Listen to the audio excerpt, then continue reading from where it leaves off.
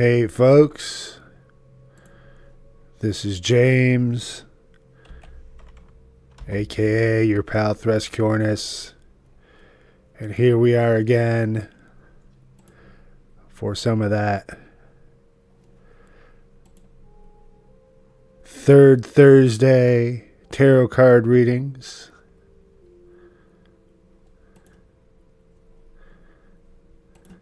Getting things booted up here.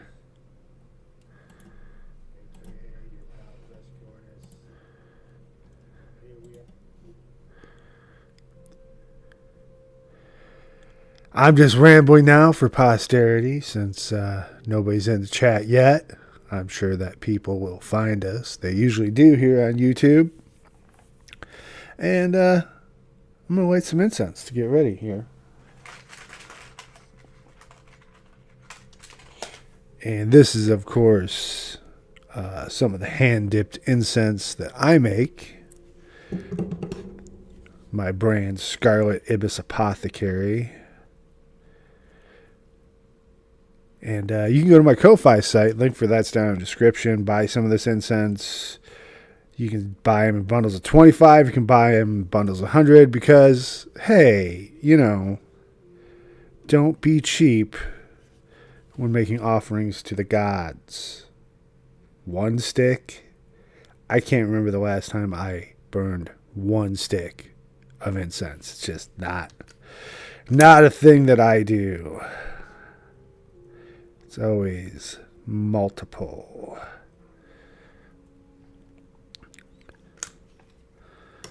All right. And we are some fire up in there for you. A little smoke. Smoking.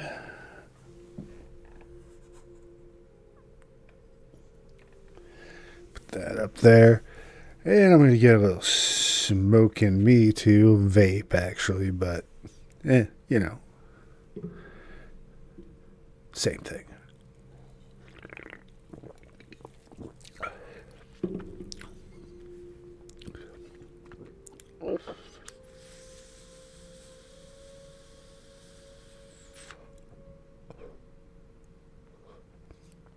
There we go.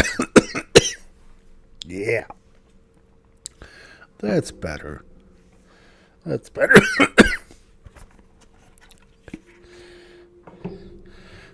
the tarot deck warmed up here.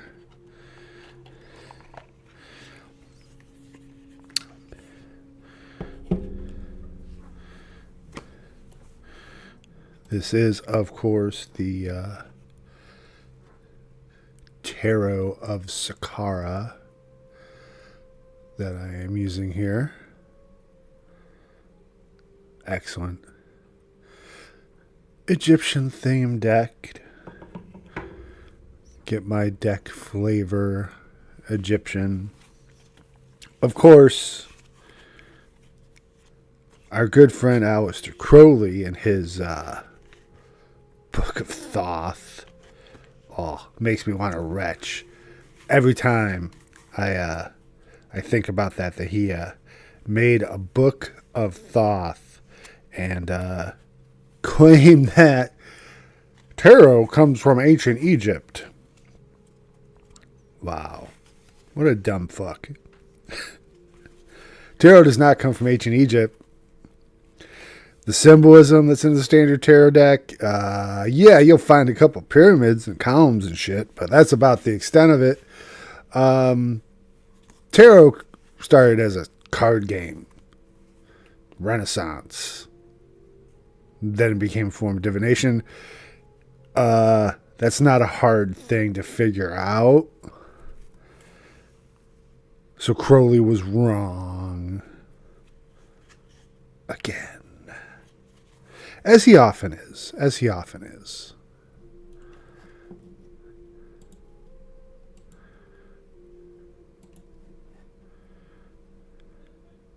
Huh.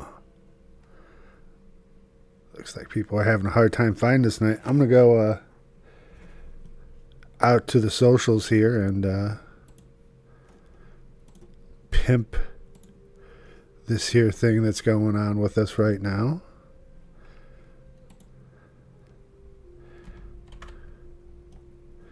Because honestly, folks, I could be out. I could be editing the new video. Yes, I do have a new video. You know, in the bag, in the editing stage right now.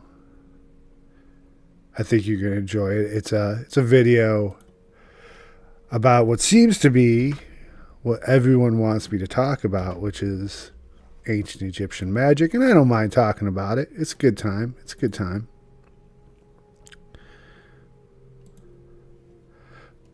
It is about magical spells. Magical spells. I'm going to do a companion piece on that as well. A Temple Talk video.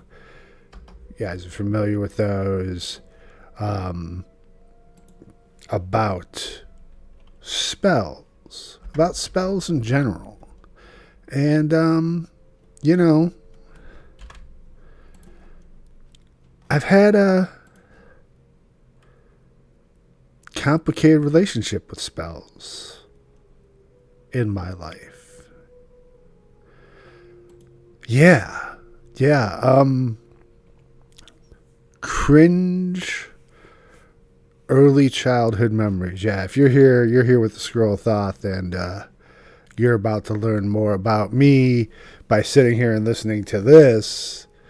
I don't know why you clicked on this on the recording of this video, but here we are. And so early childhood memory was middle school. So that's about the 6th grade, 7th grade. And I had already started being interested in weird things. And shockingly,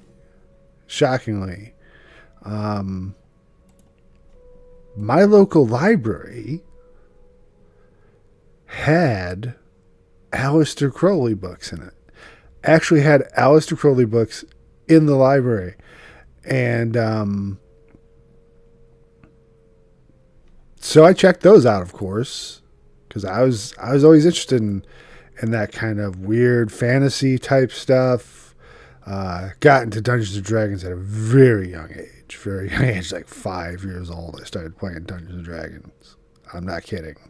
That is not an exaggeration. But, yeah.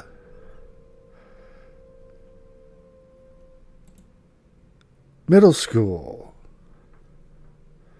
Dungeons and Dragons and Aleister Crowley and spells. Going looking for spells. Of course, those books didn't stick around the library very long. They got stolen. I did not steal them. Not that I haven't stolen books from libraries before. But yeah. No, not me. I remember finding a magic square. It may have been ABA. May have been Magic and Theory and Practice that they had. Made this magic square. It was supposed to be a pendant. And did it on paper. Sandwiched it between 2 pieces of plexiglass that we had lying around the house. I was able to cut it down. Of course, it was horrible. It was heavy as fuck. Sharp corners. Wore that around for a day or two. Can't even remember what that was for.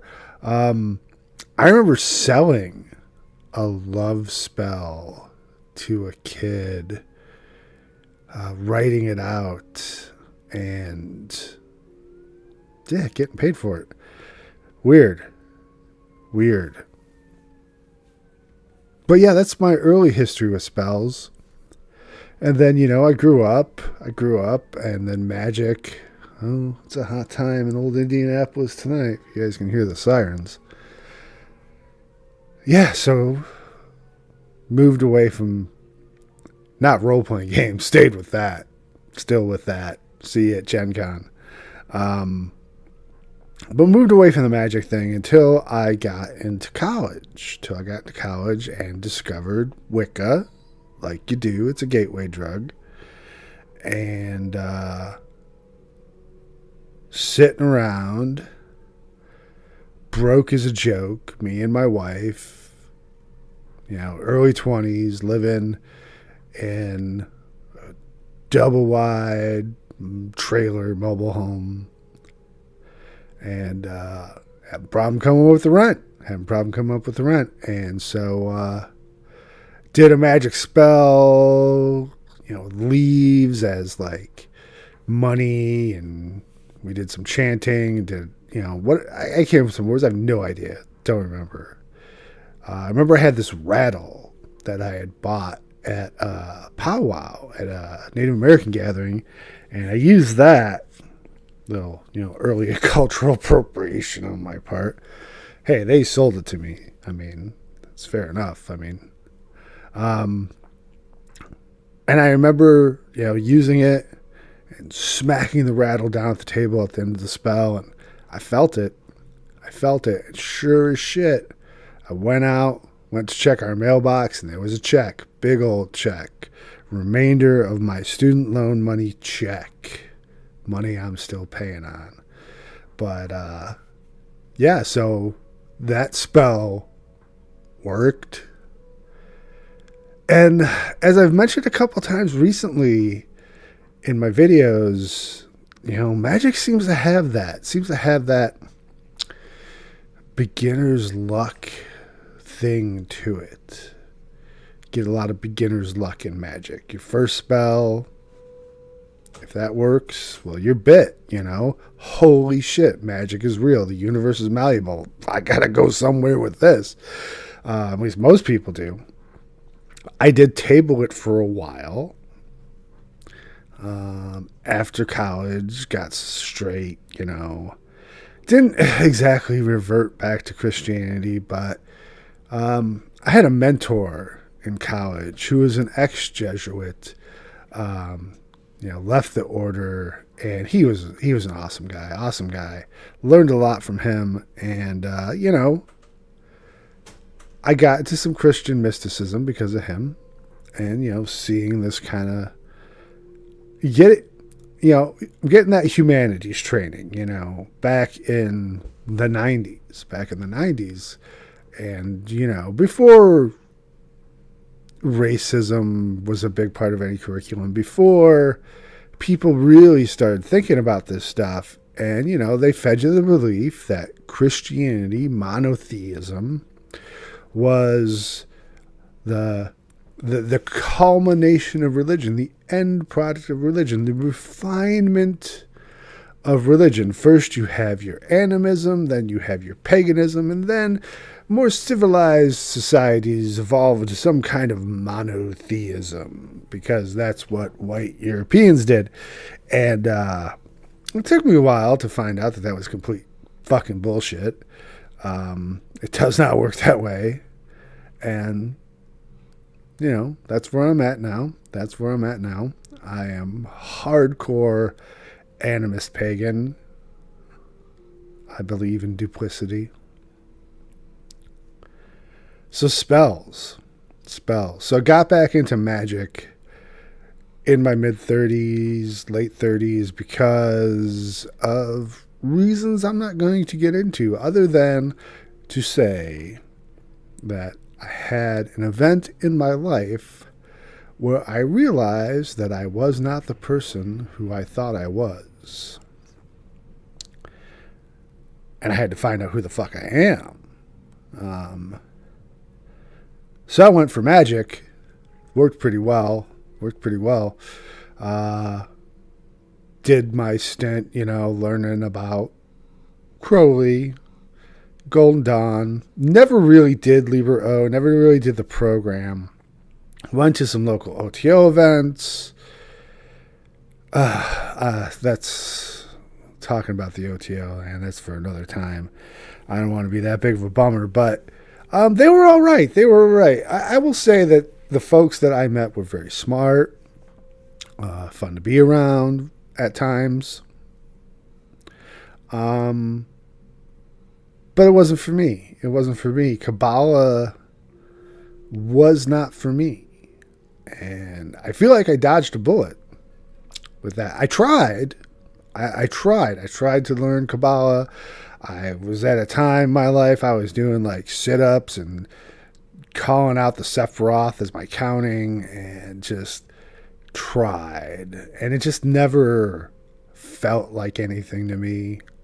Never felt like anything to me. I just kept asking myself, what does this have to do with magic? I still don't understand that, really, to this day. If you tell me that maybe it's a language that the spirits use, okay. Okay, but I know that there's other languages that the spirits use. I think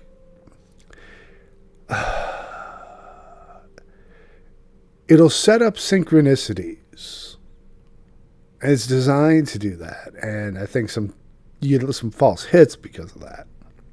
But there's other things that I do that are designed to set up synchronicity. It's not a bad thing. It's not a bad way to start communicating with something other. For those of you who don't know what a synchronicity is a word that was invented by Carl Jung.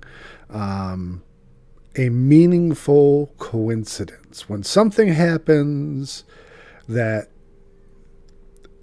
could be coincidence but seems to have meaning behind it, that sort of thing. And I think that is how spirits communicate.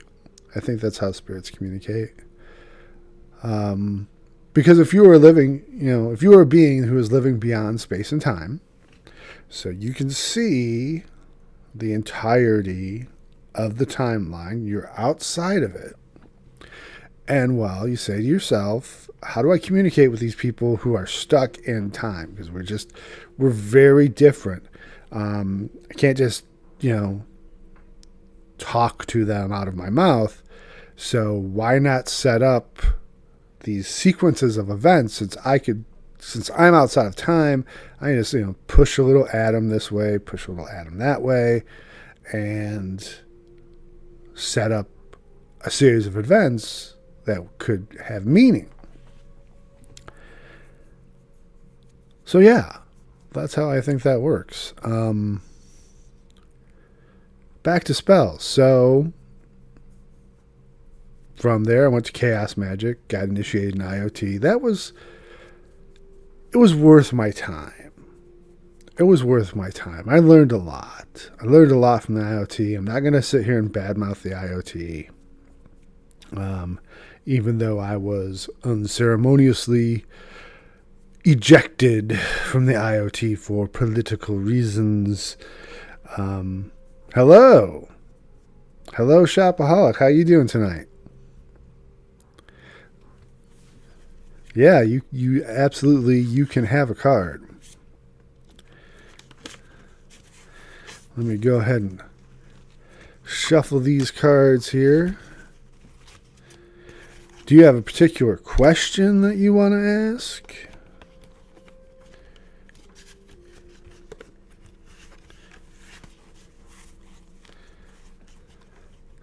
And please forgive me, the delay on this thing is sometimes messes with my head.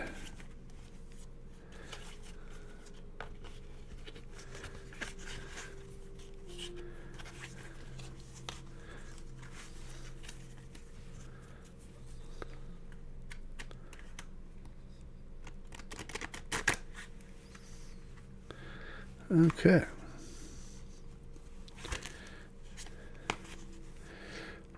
Let us see what we have for you tonight. We have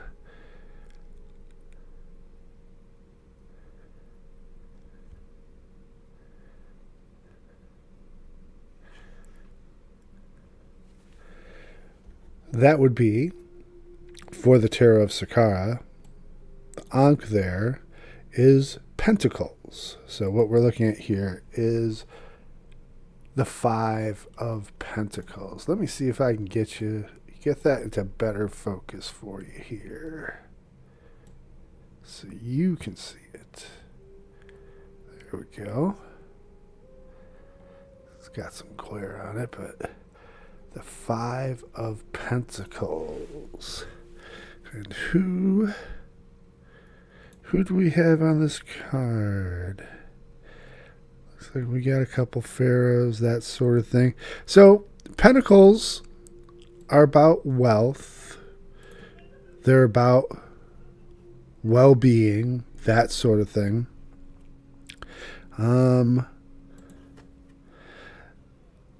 Yeah, the Five of Pentacles.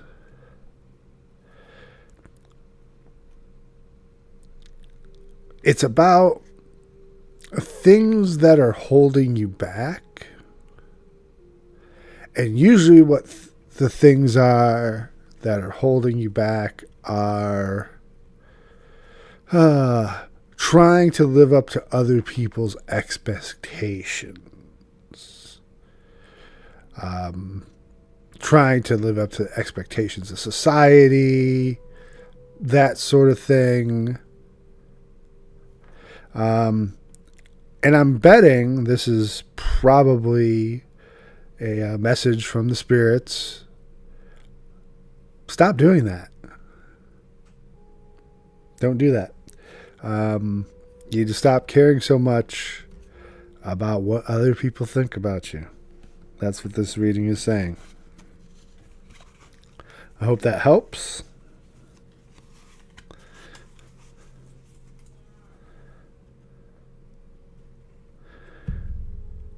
We'll see how many other people we get in here tonight.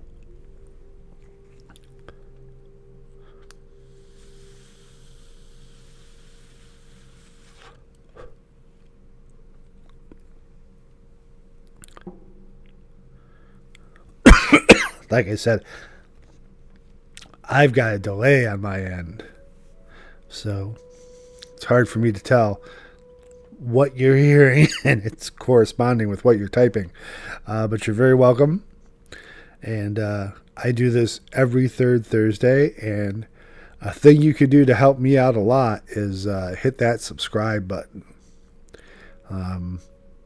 Doesn't cost you anything, and I'm just trying to build up just the number of my subscribers for my YouTube channel so I can monetize, maybe make a couple pennies off it.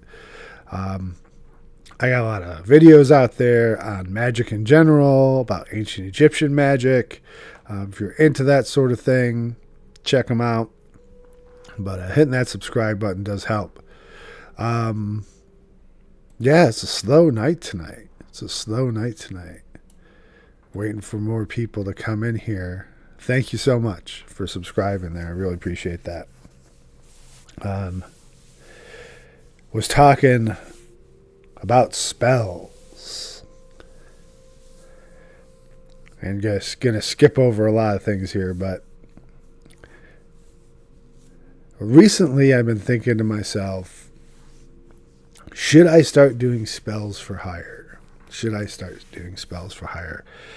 And I'm thinking about this more and more because really and truthfully, traditional practitioners, that's what they do.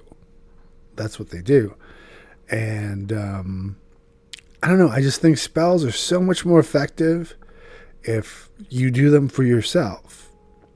I would like to offer a service where maybe I write spells for people, tell them things that they have to do. Maybe both of us, work on different aspects of it. But I think in order for a spell to really work right, a person has to put some kind of personal investment into it.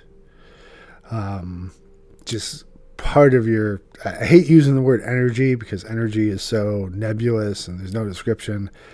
But yeah, I think that's part of it. You got to put some of your own will, some of your own energy, some of your own gnosis into doing a spell for it to be truly effective. Hi, Tori. How you doing? Welcome. We've been pulling cards and talking about spells. You absolutely can be carded. Especially if you look like you're under 35. It's a bartender joke.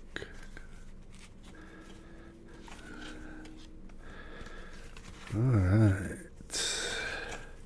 Shuffling the cards up here.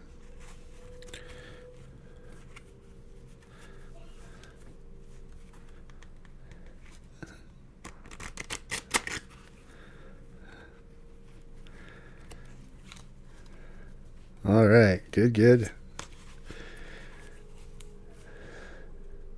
It's been a while since I've been carded. It's been a while. We have for you, the Empress. Major Arcana time. Let me go ahead and focus that for you a little so you can see the card. There it is. I'm using a deck called the Tarot of Saqqara, which I like for its Egyptian flavor to it. Because, well, tarot isn't really an Egyptian thing, but I like the different Egyptian gods and goddesses that they have on here. So yeah, this is the Great Mother, the Empress, you know. In the original Rider-Waite, she's pregnant. A lot of possibility here. And I see on this card we have a depiction of Hathor, the goddess Hathor, who is a fertility goddess. We also have a depiction of what looks to be Bess. Bess was a weird, not really a god, kind of like a little demon or spirit who was very popular in ancient Egypt. May have came from Mesopotamia to ancient Egypt, and he helped women in childbirth. So it's appropriate that he's on this card. And for you, what I'm reading here is that you are about to give birth to something. It may not be a child, might be an idea, it might be a project, and that it is going to be assisted. It's going to be assisted. So if you're starting something new, if you're thinking about doing something new, you might start looking for someone to do it with you. To get some help. You know, it's a good idea to do things with help together. You know what I mean? Don't be afraid to ask for that. And that is how I read that card for you.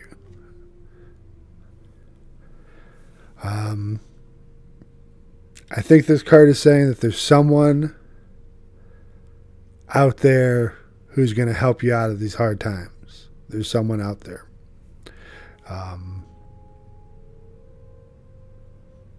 Awesome. Yeah, I've been married for over 30 years now. So those relationships, foundation, you know. It's foundation of a life.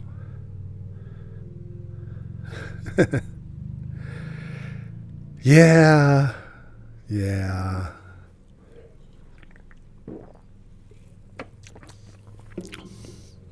All right. And we're waiting around for more folks. Tori, hey, if you could do me a favor, if you can like and subscribe to my channel.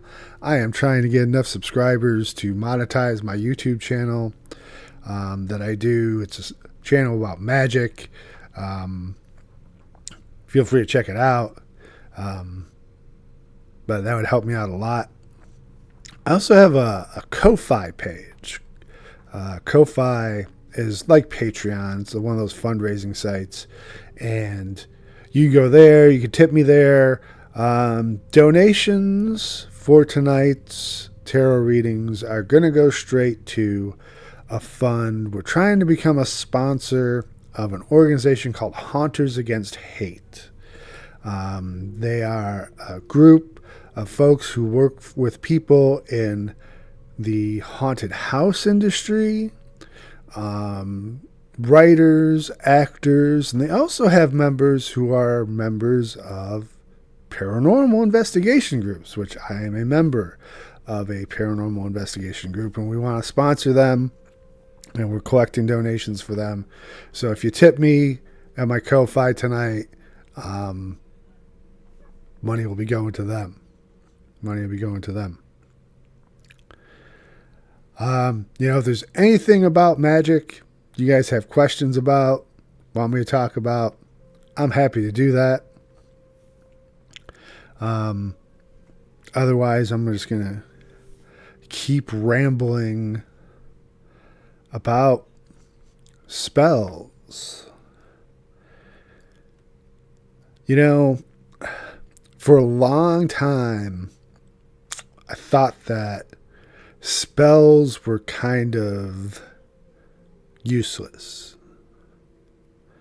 Because let's face it, if spells worked the way people think they do, we'd have a lot more lottery winners out there in the magical community, and there is not.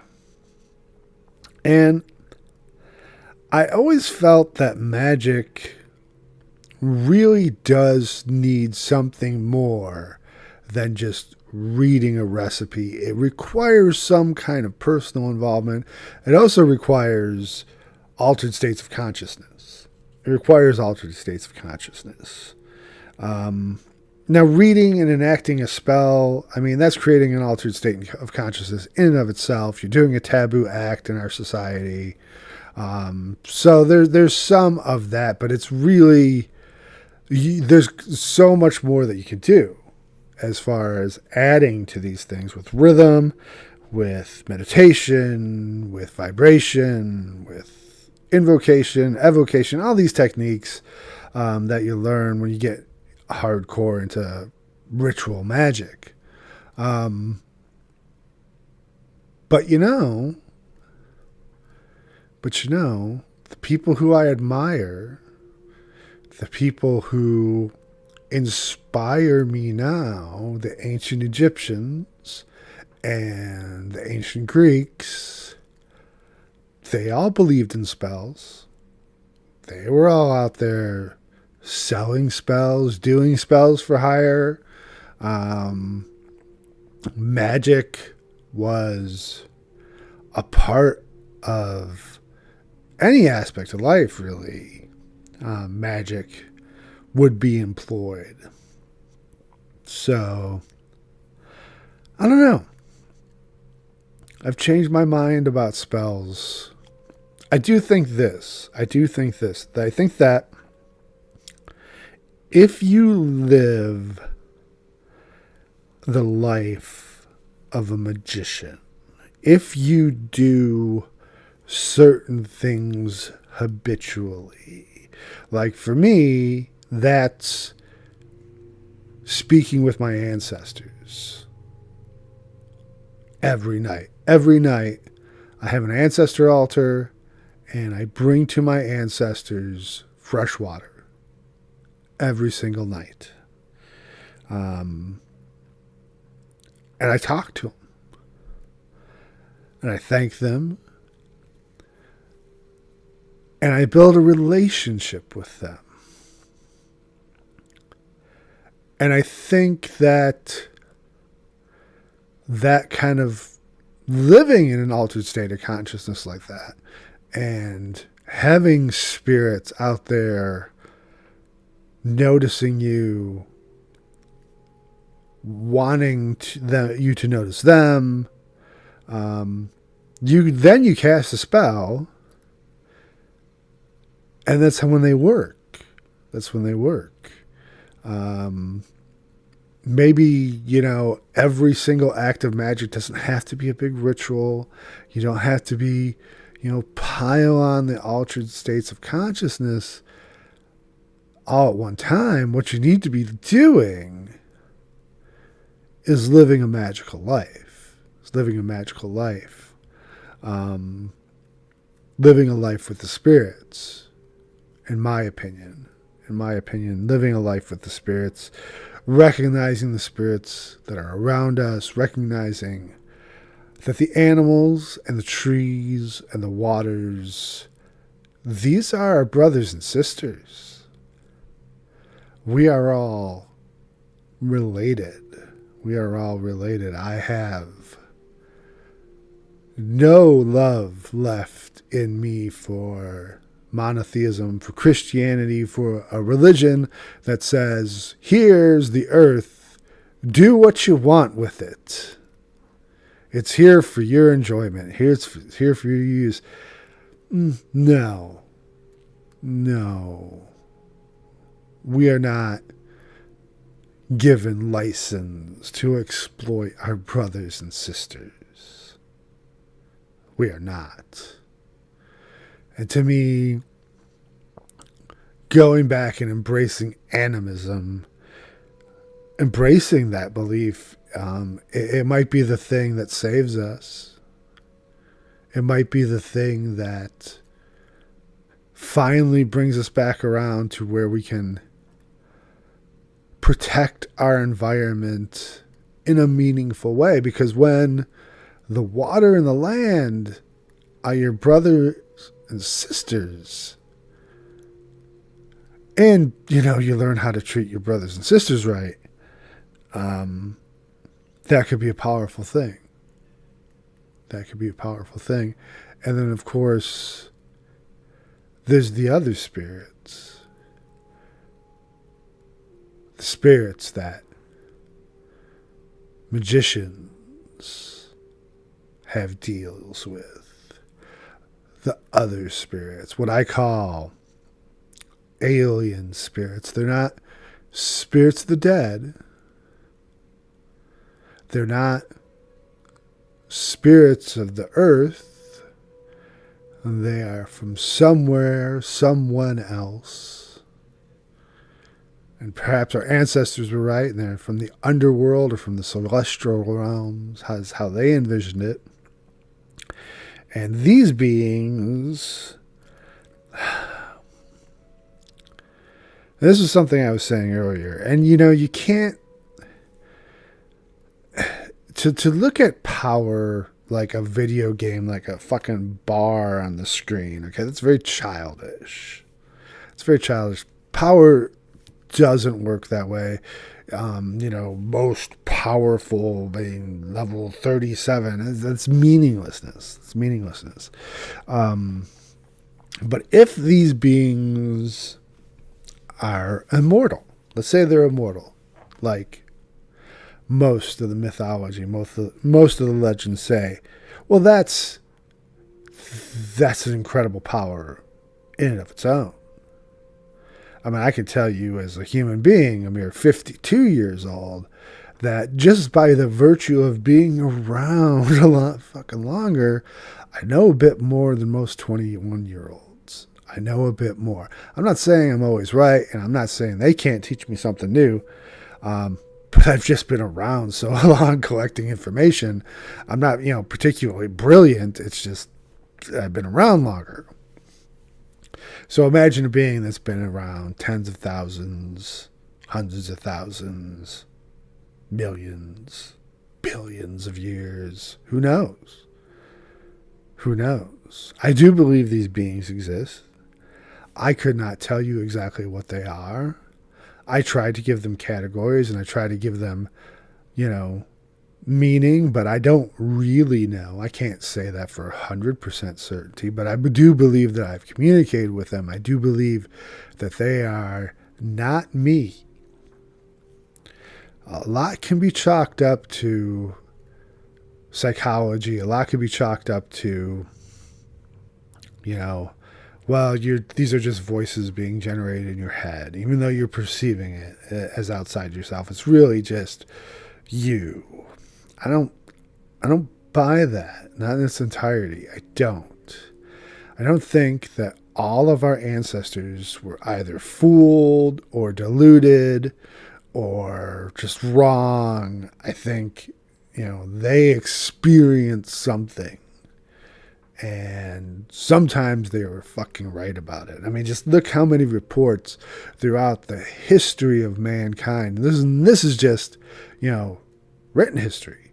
This is just civilized history. Where, that drop in the bucket that, 10, 12,000 years of human beings actually being able to write and or leave, some kind of symbolic message versus, the 250,000 plus years that we didn't do that.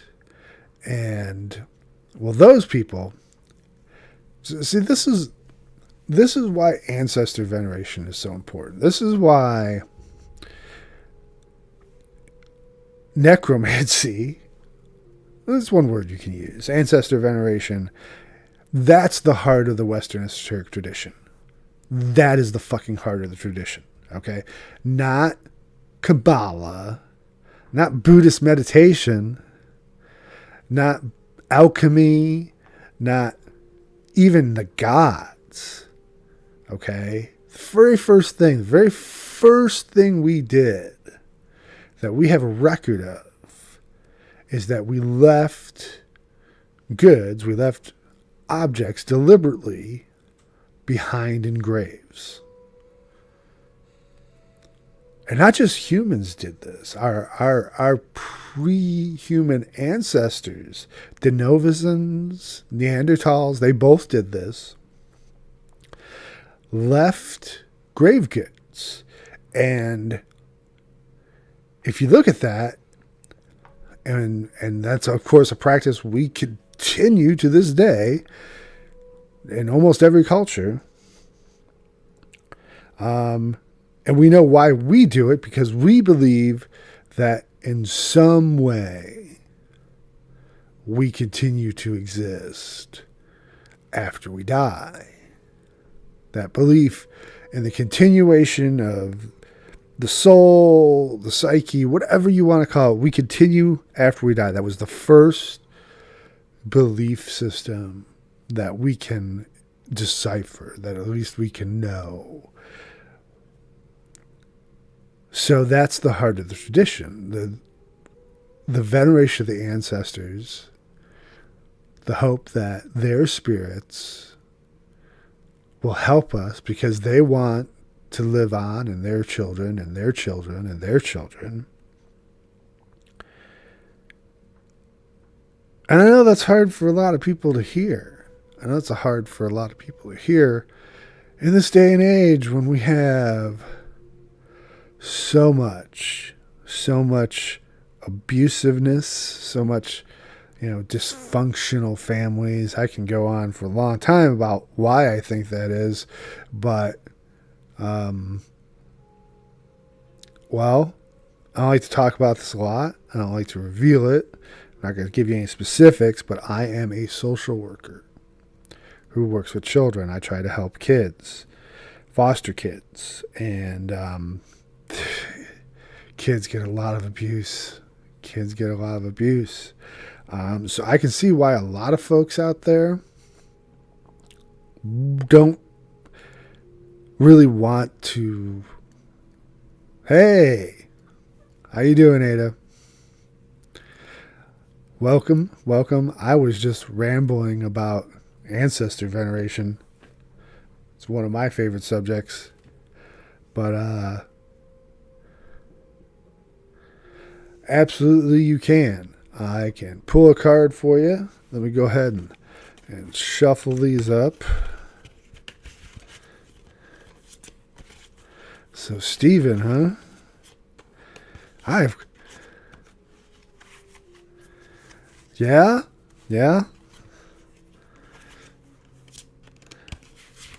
Stephen, I'm not going to ask you any questions. I don't want to know.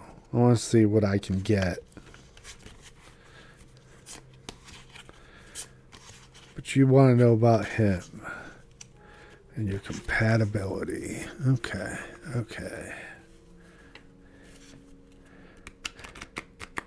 Thank you for being a teacher, by the way. Teachers,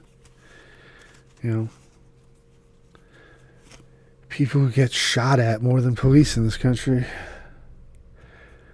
All right, what do we got here?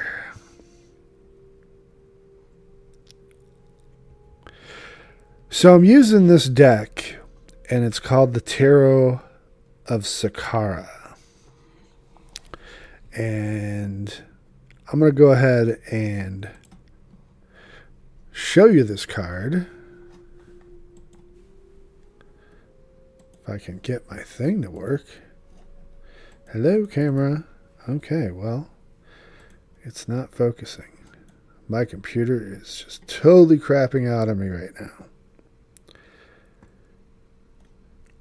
Well, I can't seem to open anything, and I hope that you're still hearing me as I'm talking about this card. It's called Death in Life.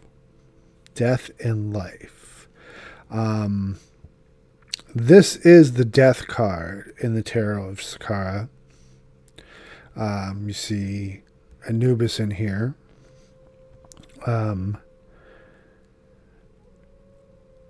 So it's interesting that I was talking about ancestors and I pulled this up, but that's about me, not about you. We're talking about Stephen. And so change. The Death card is about a massive change, massive awakening, usually. So I don't know if Stephen is new, if he's a guy that you just started seeing. So that could be the change. That would mean, it doesn't necessarily mean that you're compatible, but it means that it's going to be momentous in your life. So yeah, I think I'm going to leave it at that. I think he's going to be momentous in your life. And I am sorry, but my computer is frozen up here. It's frozen up. So I think I'm going to be calling it. I can't see anyone. If you're in the chat. Oh, wait. It's back. My chat is back. Okay, I'm going to stick around. So you've known this guy for 2 years. So either he's going to change or it's going to change the nature of a relationship.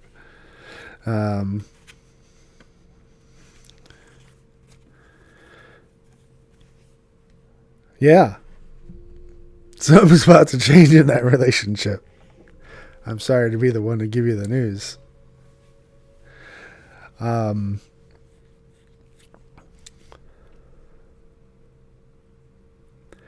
So yeah, let's talk about ancestors. Don't know if that's something you're interested in. I think ancestor veneration is vital to any magical practice. Okay, maybe that's too much. I don't think it's absolutely necessary. There's other ways to do magic.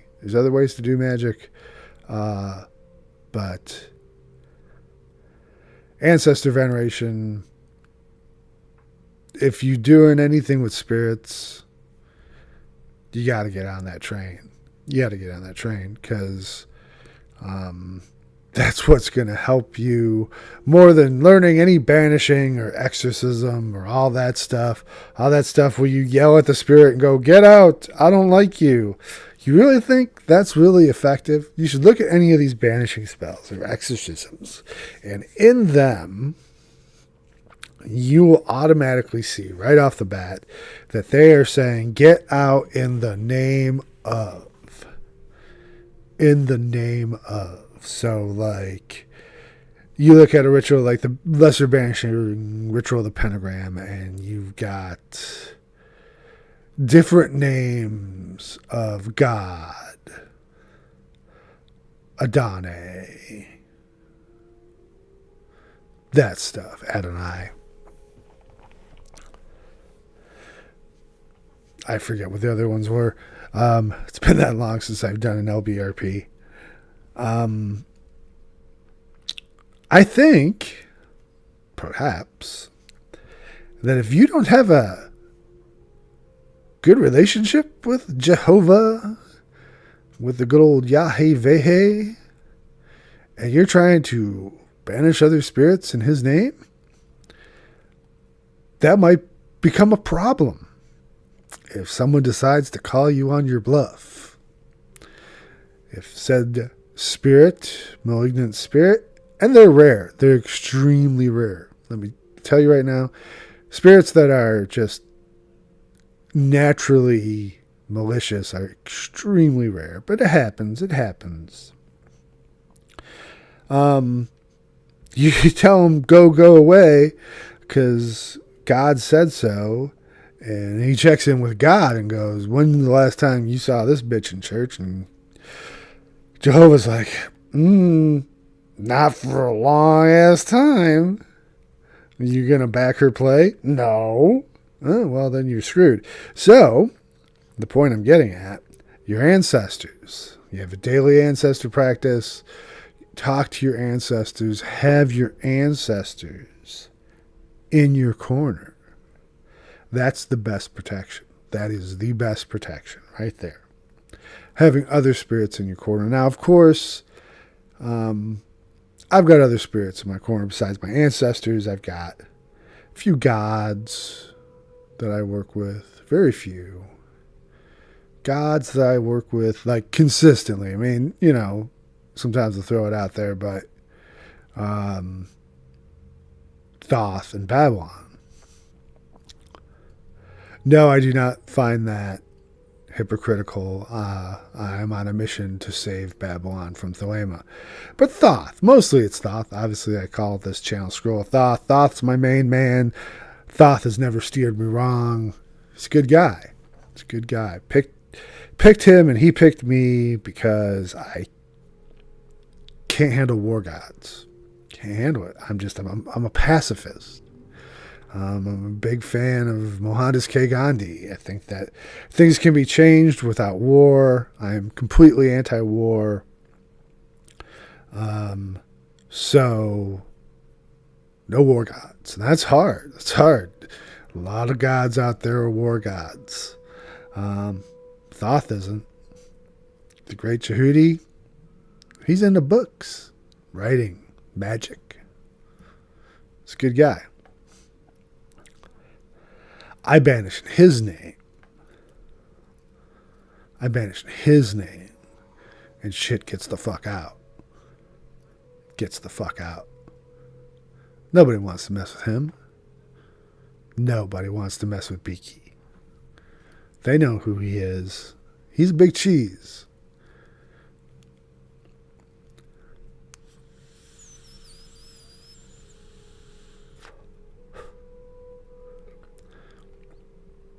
I gotta say, if there's anyone out there who actually clicks on this video after the fact and listens to my psychotic ramblings, you are now morally obligated to leave something in the comments. About how ridiculous I am. I hope some folks do get a laugh out of it.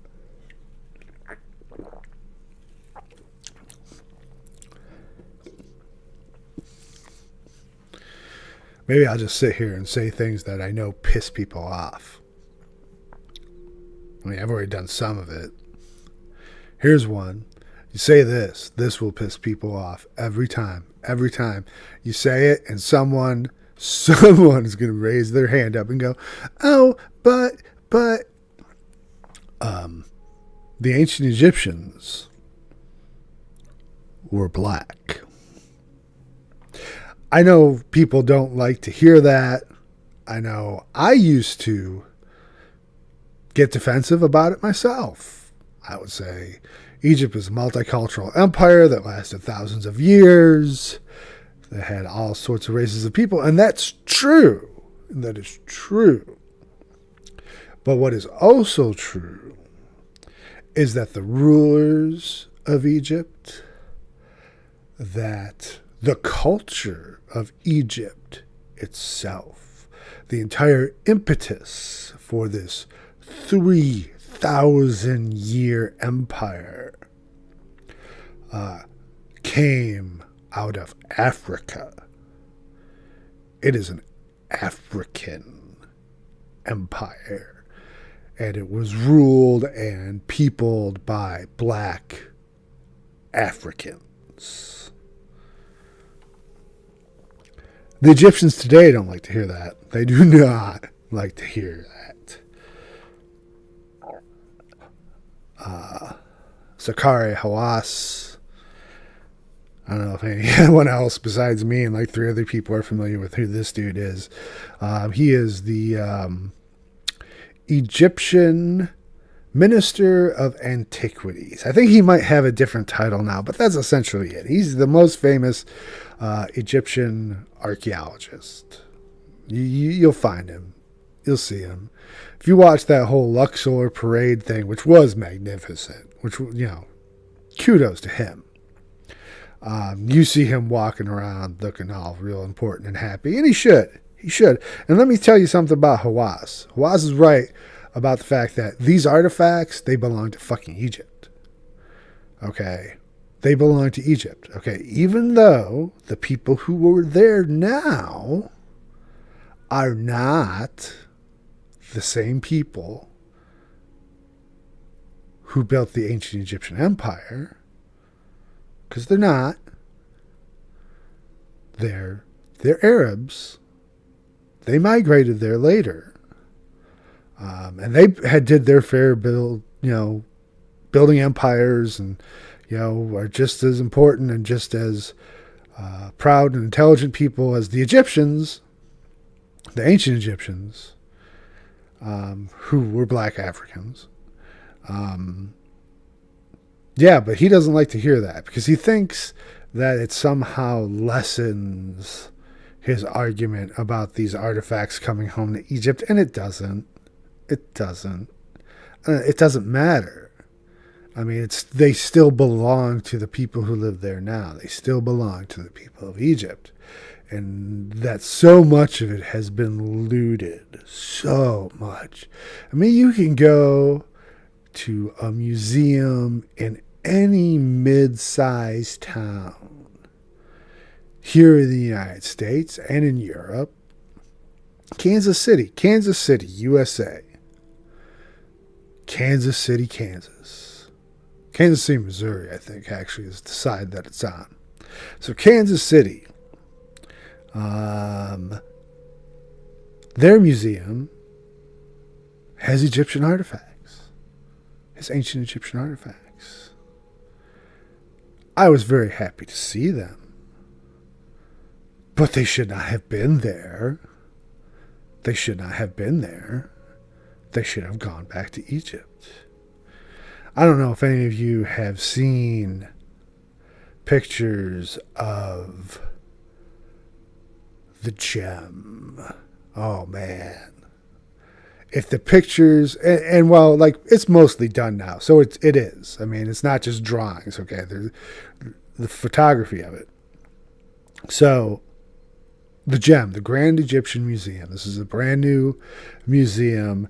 This thing is on the level of the Louvre. I think it surpasses the Louvre. Well, of course it surpasses the Louvre. You know why it surpasses the Louvre? Because you have a view of the fucking Giza Plateau from the museum. Okay, that's just like number one. That's just like, can't beat that, can you? You can see the Great Pyramid from the museum. Observation deck. Here you go. Big window. Hard to top that. On top of that, just massive space. A massive space. I mean, bringing in huge statues in there. That's why a lot of that stuff was getting shuffled around in the Luxor parade.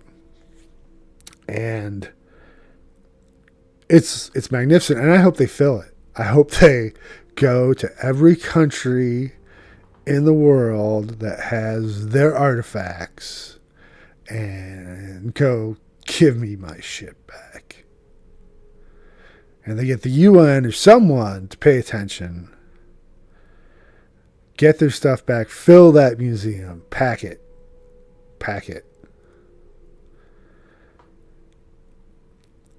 And as I say that, I know that I am very privileged, very privileged. And I'm privileged, one of the reasons why I'm privileged, is that I have a friend, a very close friend, who has agreed to finance, essentially pay up front, and I will pay him back for a trip to Egypt this November. I am not of the financial level to be able to afford things like that on my own. Yeah, I'm paying this guy back for a while. For a while. I don't even know. I have no way of showing that much gratitude. And I have no way of even describing what that trip. I don't think there's any way possible that it's not going to be an incredibly moving experience for me to see my gods depicted in a grand fashion from thousands of years ago. I don't know how I'm going to be able to go from place to place and not just fall to my knees and weep at the sight of it. Of actually being able to go to Egypt. So yeah, if anyone's listening to the end of this video, that's really what my Ko-Fi is all about. If you want to go out there and donate, if you donate, donations during this broadcast are going to go to that Haunters Against Hate thing that I talked about earlier. But if you donated like tomorrow, you watch this video later, I'm taking that money and I'm putting it towards my trip to Egypt. Well, hey, I think I'm good. I've got a new video to edit on ancient Egyptian magical practice. New video in that series on spells in ancient Egypt. So I am going to wish everyone good night, and I'm going to go get that video ready for you. Thanks so much for being here.